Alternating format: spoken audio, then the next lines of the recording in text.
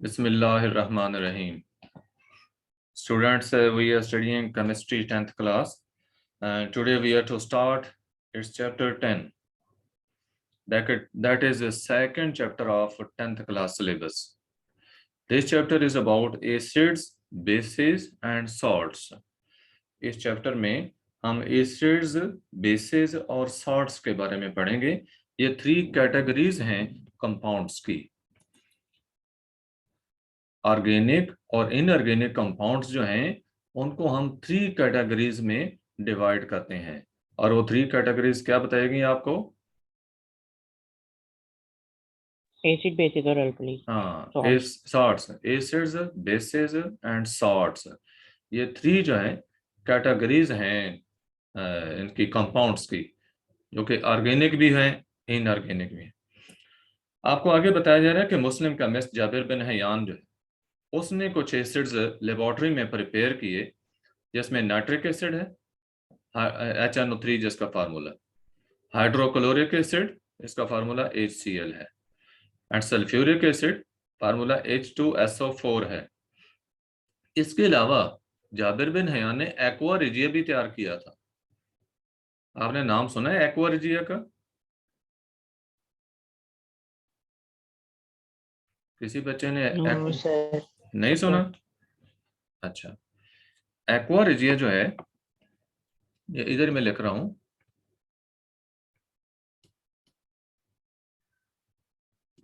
AQUA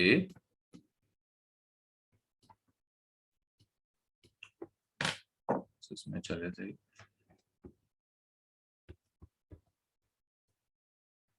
AQUA aqua regia.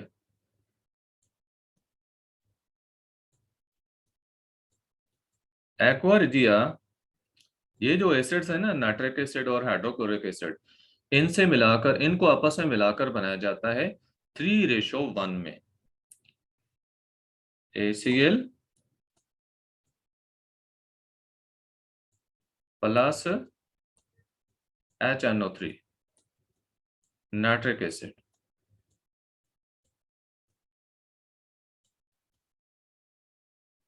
और ये ratio क्या होती है? 3:1।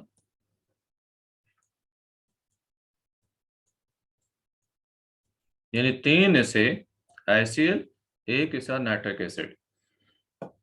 इस रेशो में इन दोनों एसिड्स को मिलाया जाए तो बनने वाला सब्सटेंस क्या है? Aqua regia. गोल्ड को डिसॉल्व करने के लिए, गोल्ड या इस तरह की जो मेटल्स हैं जो कि दूसरे एसिड्स में डिसॉल्व नहीं होती, तो एक्वा रिजिया में वो डिसॉल्व हो जाती हैं। ये भी जाबिर बिन हयान ने तैयार किया था। यानी एक्वा रिजिया का पता चल गया? ओके। उसके बाद 1787 में लेवाइजर ने ऐसे बाइनरी कंपाउंड्स जो ऑक्सीजन के थे, जैसा कि कार्बन डाइऑक्साइड और सल्फर डाइऑक्साइड है, इनको एसिड्स का नाम दिया, क्योंकि जब इनको पानी में डिसॉल्व करते हैं तो ये एसिडिक सॉल्यूशंस बनाते हैं।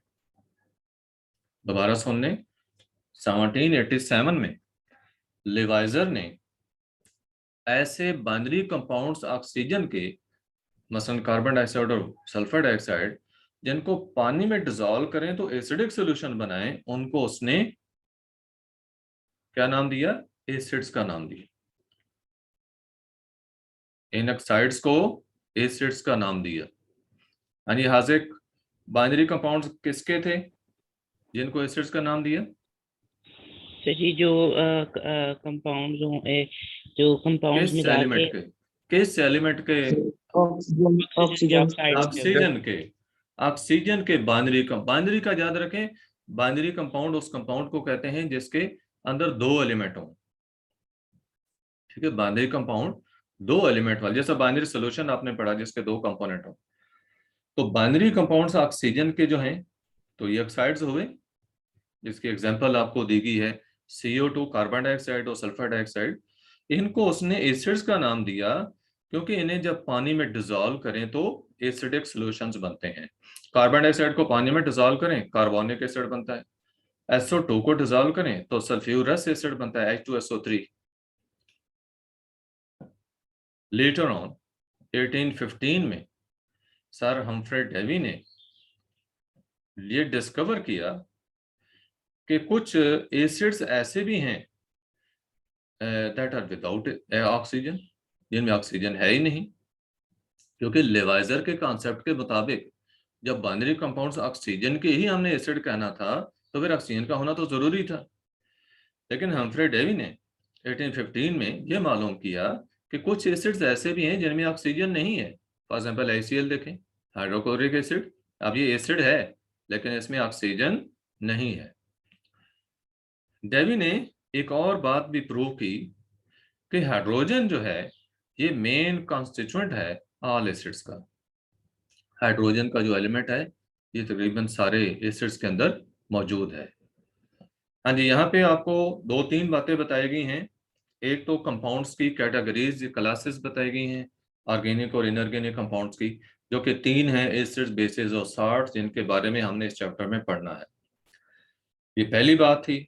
दूसरी बात आपको कुछ एसिड्स की बताई गई है जो जाबिर बिन हयान ने तैयार किए, nitric acid, hydrochloric acid, sulphuric acid, और मैंने आपको एक्वा रिजिया भी बता दी है, उसने जो तैयार किए गोल्ड वगैरह को डिजॉल्व करने के लिए।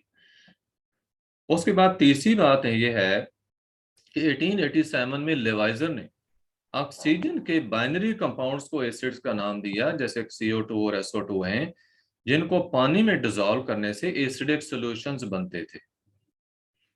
चौथी बात कि 1815 में हम्फ्रे डेवी ने ये बात डिस्कवर की कि कुछ एसिड्स ऐसे भी हैं जिनमें ऑक्सीजन नहीं है, फॉर एग्जाम्पल HCl। और उसने ये भी बात मालूम की कि जितने एसिड्स हैं सब के अंदर hydrogen as a main constituent मौजूद है। सर ये, जी, हाँ जी, ये CO2 और SO2 में तो हाइड्रोजन नहीं है। मोस्टली मोस्टली की बात है कि जो एसिड्स हैं उनमें जो है वो हाइड्रोजन मौजूद है।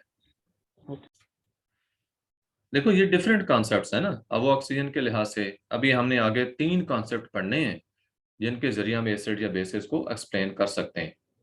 अब सर यही बात देखें कि हम डेवी की अगर सपोजिशन को लें, उसकी प्रपोज जो उसने प्रपोज किया है उसके मुताबिक क्या है, उसके मुताबिक हम HCl को सॉरी CO2 और SO2 को एसिड नहीं कह सकते। जब वो कहता है कि हाइड्रोजन मेन कंस्टिट्यूएंट है तो उसमें हाइड्रोजन नहीं है। और हम उसकी लेवाइजर की बात लें तो हम HCl को एसिड नहीं कह सकते क्योंकि इसमें ऑक्सीजन नहीं है। तो ये लिमिटेशंस हैं कॉन्सेप्ट्स की। हर एक ने एक्सप्लेन करने की कोशिश की है लेकिन हर एक की आगे लिमिटेशंस भी है। हाँ जी, पूछें क्या क्वेश्चन था। सर हाँ, तो लिखा हुआ hydrogen as a main constituent, इसका मींस का मतलब हाइड्रोजन मेन इसमें कैसा है? मेन कॉन्स्टिट्यूएंट इसलिए कहा, ज्यादा मिकदार में कह सकते हैं मेन कॉन्स्टिट्यूएंट, यानी बाकी भी कंपोनेंट, कंस्टिट्यूएंट कंपोनेंट को कहते हैं ना, कॉन्स्टिट्यूशन करने वाले, उसके जो है वो कंपोनेंट्स बनाने वाले। तो मेन कंस्टिट्यूएंट के ज्यादा मिकदार में हाइड्रोजन मौजूद है। इस सेंस में भी ले सकते हैं कि ये लाजमी होगा, हाइड्रोजन जो है वो लाजमी है उसमें। नेक्स्ट, ये बात भी मालूम की गई कि जितने वाटर सॉल्युबल मेटालिक ऑक्साइड्स हैं ये रेड लिटमस पेपर को ब्लू कर देते हैं।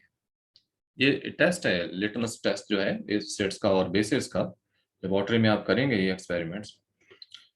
तो ये बात डिस्कवर हुई कि जो वाटर सॉल्युबल मेटालिक ऑक्साइड्स हैं, मींस मेटल के oxide, sodium oxide, calcium oxide वगैरह, ये रेड लिटमस पेपर को ब्लू कर देते हैं कि अगर रेड लिटमस पेपर इनमें डिप किया जाए तो वो ब्लू हो जाता है। अब ये कैरेक्टरिस्टिक जो है वो बेसिस की है। रेड रेड लिटमस को ब्लू करना ये बेसिस की कैरेक्टरिस्टिक है। तो फिर हम इसको क्या कह सकते हैं, वाटर सॉल्युबल मेटालिक ऑक्साइड्स को क्या कहेंगे कि वो बेसिस है। बेसिस। अब जो एसिड का वर्ड है ये डिराइव किया गया है लैटिन वर्ड एसिडस से। ऑब्जेक्टिव की बात है, कौन सी लैंग्वेज, लैटिन, कौन सा वर्ड, एसिडस, और मीनिंग क्या है, सॉवर, ऐसा योर के सॉवर, तुर्श, खट्टा, एसिडस का मतलब है। और उस एसिड से, एसिडस से एसिड का वर्ड डिराइव किया गया क्योंकि उस वक्त जितने भी एसिड जो है वो मालूम शुदा थे, उनका टेस्ट क्या था? Sour. For example, sour taste वाले किसी एसिड का नाम ले।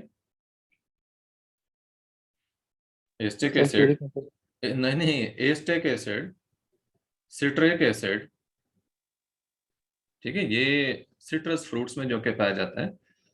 एस्टिक एसिड का बताया कि first acid known to man, यानी आदमी इंसान को जो सबसे पहले जिस एसिड का पता चला वो एस्टिक एसिड था। CH3COOH इसका फार्मूला होता है, एस्टिक एसिड। ये विनीगार की फॉर्म में पाया जाता है, यानी सिरका जो है। We all have a little concentration of hydrochloric acid in our stomach. आपने बायोलॉजी में ये पढ़ा है कि हमारे स्टमक के अंदर हाइड्रोक्लोरिक एसिड होता है, which helps to break down the food, जो कि खुराक की ब्रेक डाउन में हेल्प करता है। यानी आप माशाल्लाह सारे बायोलॉजी के स्टूडेंट्स हैं, तो आप बताएंगे कि ये HCl जो है इसके क्या क्या काम होते हैं स्टमक के अंदर? सर जी पेप्सिन को ये पेप्सिनोजेन में कन्वर्ट करता है और कुछ माइक्रो ऑर्गेनिज्म में मारता है। पेप्सन को किस में करता है? पेप्सिनोजेन। पेप्सिनोजन को पेप्सिन में। हाँ, पेप्सिनोजन को पेप्सन में। उल्ट होगी बात। पेप्सिनोजन जो है वो इनएक्टिव फॉर्म है हाँ और पेप्सन जो है वो एक्टिव फॉर्म है। चलें, अब आप एक क्वेश्चन ये बताएं कि जो गैस्ट्रिक जूस है उसके अंदर पेप्सन पेप्सिनोजन की फॉर्म में प्रोड्यूस हुआ, जिनकी फॉर्म में सर पहले होता है। पेप्सिनोजन की फॉर्म में प्रोड्यूस हुआ और स्टमक में आया। काम था पेप्सन का, तो डायरेक्टली पेप्सन ही पैदा हो जाता। क्योंकि सर जी बहुत ज्यादा वो एसिडिक होता है तो वो आपकी बॉडी को खुद भी नुकसान पहुंचा सकता है। तो स्टमक में जब आ गया तो वो हो तो गया पेप्सन। सर उसके इर्द गिर्द एक वॉल होती है सर सर जो जी, stomach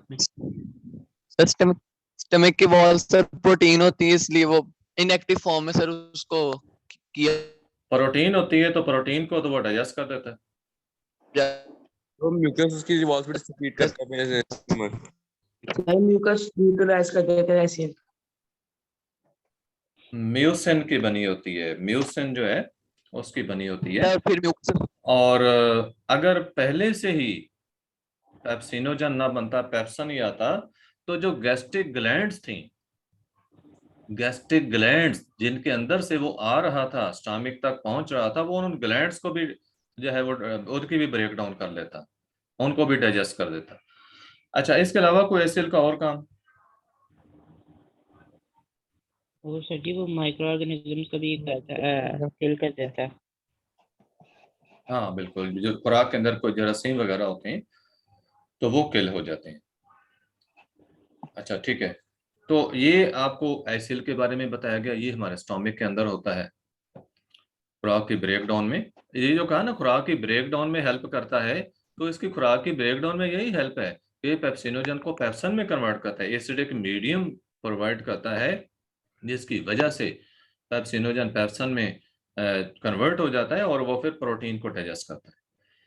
sometimes amount of stomach acid जो है इट बिकम्स टू मच, ज्यादा हो जाती है और एसिडिटी की कैफियत जो है वो पैदा हो जाती है, तेजाबियत जिससे कहते हैं। अगर एसिड ज्यादा हो जाए तो फिर एसिडिटी की कंडीशन आती है। इसके रीजंस को बता सकते हैं क्या है, कब ज्यादा ये एसिड प्रोड्यूस होगा?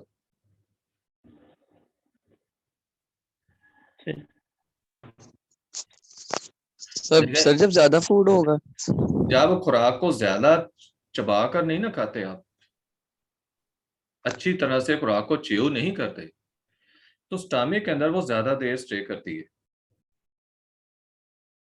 फिर स्टमक की वॉल्स की जो चर्निंग एक्शन है स्टमक वॉल्स का, उसके जरिए उसने मजीद ब्रेक डाउन उसके उन्होंने और छोटे पीसेस में कन्वर्ट होना है, बारीक होनी है, तो खुराक में वो ज्यादा देर स्टे करती है। जितना ज्यादा देर स्टे करेगी HCl जो है वो प्रोड्यूस होता रहेगा, एसिडिटी इस वजह से आती। तो दिस अनकंफर्टेबल फीलिंग, वो जो एसिडिटी की फीलिंग है लाजिम बात है अनकंफर्टेबल ही होती है, उसको हम ट्रीट कैसे करते हैं? अल्कलाइन मेडिसिन यूज करके। नाम बताएंगे अल्कलाइन मेडिसिन का? Sir salt. कौन सा सॉल्ट? ये आपको 8वीं में मैंने बताया था। सर वो भी ऑनलाइन थी, पता नहीं क्या। सोडियम बाइकार्बोनेट ये जिसको सोडियम हाइड्रोजन कार्बोनेट कह सकते हैं, NaHCO3। सोडियम बाइकार्बोनेट का जो सोल्यूशन है उससे एसिडिटी को ट्रीट किया जा सकता है। और ये जो अल्कली है, अल्कली किसे कहते हैं? वो बेस जो पानी में ज्यादा डिजॉल्व हो जाए, सॉल्युबल, वाटर सॉल्युबल बेस आप कह सकते हैं, उसे अल्कली कहा जाता है। इट न्यूट्रलाइजेस द एसिड, वो एसिड को न्यूट्रलाइज कर देती है और प्रोड्यूस क्या करती है? न्यूट्रलाइज करके सॉल्ट बनाती है। हाँ जी, सॉल्ट और साथ वाटर बनता है। तो सॉल्ट जो है ये भी हार्मलेस है, वाटर भी हार्मलेस। एसिड का प्रॉब्लम था वो ब्रेक हो गया। अब हम देखते हैं कैरेक्टरिस्टिक प्रॉपर्टीज एसिड्स की क्या है। एसिड्स का देखें, सावर टेस्ट होता है, यानी तुर्श होता है इसका जायका। मसलन आप देखें अनराइप सिट्रस फ्रूट्स या लेमन जूस को देखें तो ये तुर्श जायका होता है इनका। किस वजह से? उनके अंदर एसिड्स की वजह से। जबकि यही चीज आप बेसिस की देखें तो दे हैव बिटर टेस्ट, इनका जायका बिटर यानी कड़वा होता है। एंड दे फील स्लिपरी, अगर आप हाथ में पकड़ते हैं, जैसे साबन देखें, साबन के अंदर बेस होती है तो it feels slippery to touch. दूसरी characteristic, acids turn blue litmus red, blue litmus को एसिड्स रेड कर देते हैं। और बेसिस क्या करते हैं? They turn red litmus blue, red को ब्लू कर देते हैं। तीसरी characteristic, acids are corrosive in concentrated form, concentrated form में हूं तो ये स्किन को बर्न कर देते हैं, जला देते हैं। और जो बेसिस हैं they are non corrosive except जो कंसंट्रेटेड फॉर्म्स है ना NaOH की और KOH की, यानी सोडियम हाइड्रोक्साइड और पोटेशियम हाइड्रोक्साइड की कंसंट्रेटेड फॉर्म्स, ये क्रोसिव हैं, बाकी क्रोसिव नहीं है। चौथी characteristic, their aqua solutions conduct electricity, electric current को कंडक्ट करते हैं इनके एक्वा सॉल्यूशंस, क्योंकि इनमें पॉजिटिव नेगेटिव आयंस बन जाते हैं। और आयंस आपको मालूम है कि इलेक्ट्रोलाइट के अंदर सॉल्यूशन के थ्रू जो इलेक्ट्रिसिटी की कंडक्शन होती है वो आयंस के जरिए होती है। तो आयंस चार्ज कैरियर हैं जो कि प्रोड्यूस हो रहे हैं इनको पानी में डिसॉल्व करने से, तो इनका एक्वा सॉल्यूशन इलेक्ट्रिक करंट को कंडक्ट करते हैं। और जो बेसिस हैं उनके भी एक्वा सॉल्यूशंस इलेक्ट्रिक करंट को कंडक्ट करते हैं, क्योंकि उनके अंदर भी पॉजिटिव नेगेटिव आयंस बन जाते हैं, चार्ज कैरियर्स प्रोड्यूस हो जाते हैं। कोई क्वेश्चन यहाँ तक? सर जिस तरह यहाँ पे आपने सेकंड पॉइंट में बताया कि ब्लू लिटमस को रेड में, एसिड्स ब्लू लिटमस को रेड में कर देते हैं कन्वर्ट, हाँ तो जी, सर जो इसका प्रोडक्ट जैसे रेड लिटमस अब बना है तो इसको ही दोबारा यूज करके हम ब्लू ब्लू हो लिटमस में जाएगा, बना सकते हो सकता है वो दोबारा ब्लू हो जाए। ये आप प्रैक्टिकल करेंगे, वहां पे इस चीज को आप चेक भी कर सकते हैं। अब हम कॉन्सेप्ट्स जो एसिड्स बेसिस के उनको स्टार्ट करते हैं। पहला कॉन्सेप्ट है Arrhenius concept of acids and bases. Arrhenius, क्या नाम है? आर्हेनियस। 1787 में आर्हेनियस ने एसिड्स और बेसिस का ये कॉन्सेप्ट पेश किया, और उसके मुताबिक ये था कि एसिड वो सब्सटेंस होता है जो एक्वस सॉल्यूशन में डिसोसिएट होकर हाइड्रोजन आयंस देता है। ठीक है, एसिड जो है ये वो सब्सटेंस है। डिसोसिएट का क्या मतलब है? डिसोसिएट का मतलब अलग अलग हो जाना, आयंस में कन्वर्ट होना। ठीक है, डिसोसिएट। मैंने आज जो है सिक्योरिटी में वीडियो जो है उसको इनएक्टिव नहीं किया था, इसलिए कि मैं टेस्ट में वीडियो ऑन करवाना चाहता था, लेकिन ठीक है, हो गया जितने बच्चे थे। ओके, डिसोसिएट का मतलब क्या है? अलग अलग होना। मसलन HCl है, पानी में डालें तो हाइड्रोजन आयन और क्लोराइड आयन बन जाते हैं, तो इसे हम कहेंगे डिसोसिएट होना। Aqua solution mean solution of water, solution in water. तो डिसोसिएट होकर ये हाइड्रोजन आयंस देते हैं। एसिड किसको कहेंगे? जो पानी में डिसॉल्व होकर हाइड्रोजन आयंस दे। इजान डिफाइन करें एसिड को according to Arrhenius concept. Sir, it is a plants which dissociates in oxygen to give hydrogen ions.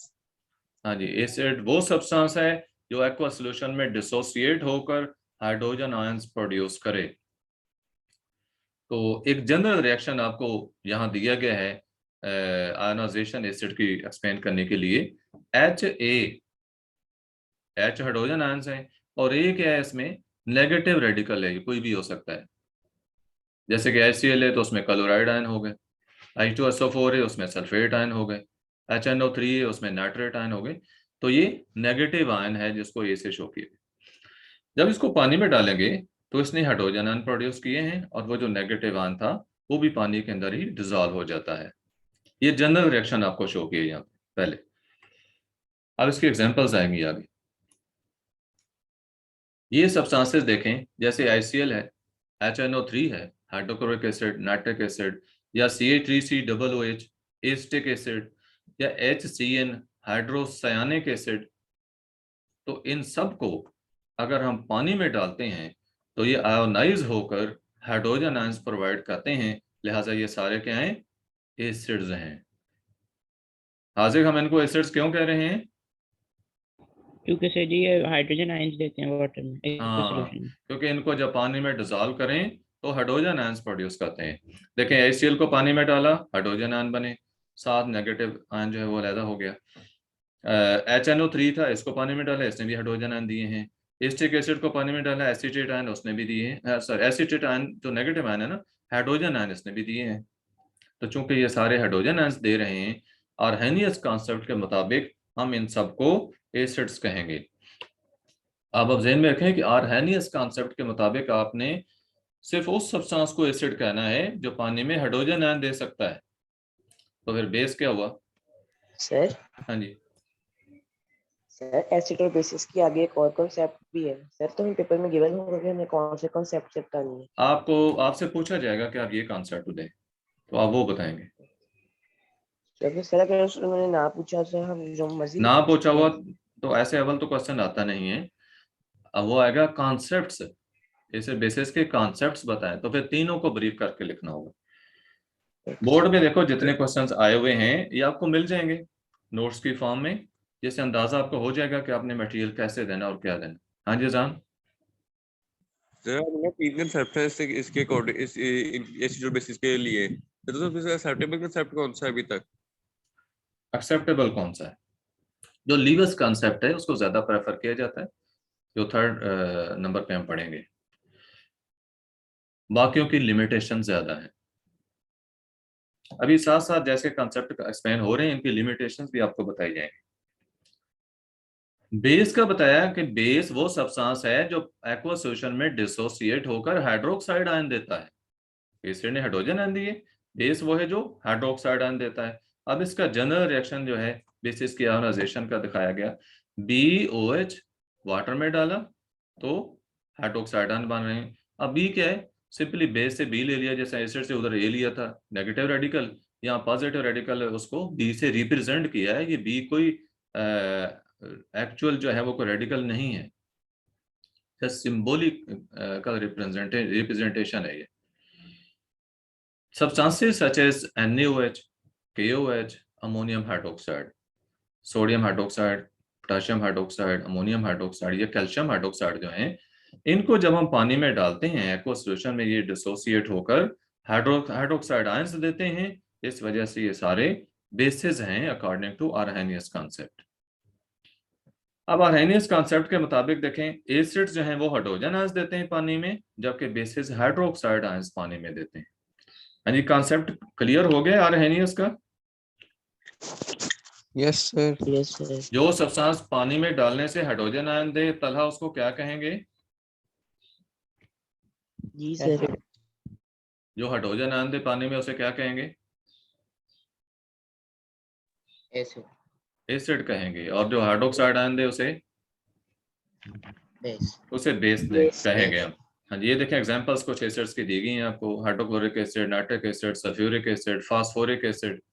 इसी तरह बेसिस की एग्जांपल्स हैं sodium hydroxide, potassium hydroxide, calcium hydroxide, aluminium hydroxide, क्योंकि ये सारे OH आयन देते हैं पानी में डिसॉल्व होकर। लिमिटेशंस इसकी देख लें, आर्हेनियस कॉन्सेप्ट की लिमिटेशंस क्या थी। जिसे आपके ड्रॉबैक कह सकते हैं कि ये कुछ सब्सटेंसेस को एक्सप्लेन नहीं कर पाता कि वो एसिड्स हैं या बेसिस, वो क्या कहें।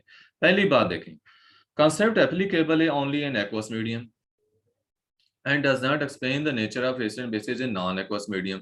यानी किसी भी एसिड या बेस को जब तक आप पानी में नहीं डालेंगे तो आप आर्हेनियस कॉन्सेप्ट को अप्लाई नहीं कर सकते, क्योंकि कॉन्सेप्ट यही है कि पानी में डिसॉल्व करें तो हाइड्रोजन आयन दे तो एसिड है, हाइड्रोक्साइड आयन दे तो बेस है। लिहाजा जब तक आप पानी में नहीं डालेंगे उसे, आपको नहीं पता चल सकता कि वो एसिड है या बेस है। दूसरी बात, इस कॉन्सेप्ट के मुताबिक एसिड्स और बेसिस सिर्फ वो कंपाउंड्स हैं जो कि हाइड्रोजन आयन या हाइड्रोक्साइड आयन जो हैं वो रेस्पेक्टिवली रखते हैं, यानी उनके अंदर पाए जाते हैं। रेस्पेक्टिवली का मतलब ये कि एसिड्स हैं तो उनमें हाइड्रोजन आयन होने चाहिए, और अगर बेस है तो उसमें हाइड्रोक्साइड आयन होने चाहिए। लिहाजा जिसमें हाइड्रोक्साइड आयन नहीं है, जिस भी सब्सटेंस में, वो बेशक बेस है, लेकिन आर्हेनियस कॉन्सेप्ट के मुताबिक हम उसको बेस नहीं कह सकते। इसी तरह कोई एसिड है लेकिन उसमें हाइड्रोजन आयन नहीं है, तो इस कॉन्सेप्ट के मुताबिक हम उसको एसिड की कैटेगरी में नहीं रख सकते। ये देखें, it can't explain the nature of compounds like, देखें CO2 है, अब CO2 एसिडिक है, ठीक है, ये एसिड है, लेकिन आर्हेनियस कॉन्सेप्ट के मुताबिक चूंकि ये प्रोटॉन नहीं दे सकता है, हाइड्रोजन आयन नहीं दे सकता, तो हम इसको एसिड नहीं कह सकते। आगे अमोनिया देखें, अमोनिया बेस है, लेकिन आर्हेनियस कॉन्सेप्ट के मुताबिक ये चूंकि OH नहीं दे सकता, लिहाजा हम इसको बेस नहीं कह सकते। हाँ जी, यहाँ तक कि हम स्टॉप करेंगे आज का लेसन, क्योंकि टाइम ओवर हो रहा है। तो आपकी अगली क्लास होती है, अगले 2 कॉन्सेप्ट कल पढ़ेंगे। आप क्वेश्चन पूछ सकते हैं। सर जी, जब हमें पता है, मतलब जब हम आर्हेनियस से नहीं बता सकते हैं तो हमें ये कैसे पता चला CO2 और NH3 एसिड और बेसिस है? देखें अदर कैरेक्टरिस्टिक्स देखें ना, आप CO2 जो है उसको पानी में जब हम डिजॉल्व करते हैं तो क्या बनता है, कार्बोनिक एसिड। और ना डिजॉल्व करें, कार्बन डाइऑक्साइड गैस प्रोड्यूस करके उसमें ब्लू लिटमस पेपर जो है वो ले आ जाए सिलेंडर में, तो उसको रेड कर देती है। ठीक है, ये इसके टेस्ट है, टेस्ट करने से पता चला। इसी तरह अमोनिया का जो है वो रेड को ब्लू कर देती है, लिहाजा वो बेस है। और क्वेश्चन?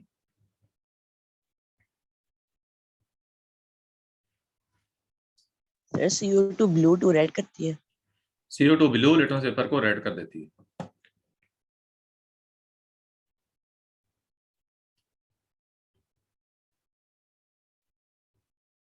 तला आप बताएंगे,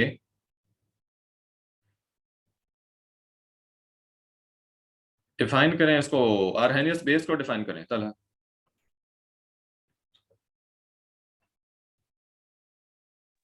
Sir, it is a substance which dissipates in aqueous solution to give hydroxide ions. which on dissociation in aqueous solution gives hydroxide ions, वो सर बेस टाइम है। हो गया, हम नेक्स्ट क्लास ज्वाइन कर लें। एक 2 क्वेश्चन ही हो जाएं, जो भी टाइम आ रहा है, 1 मिनट रहता है। साद एसिड को डिफाइन करेंगे, आर्हेनियस एसिड को।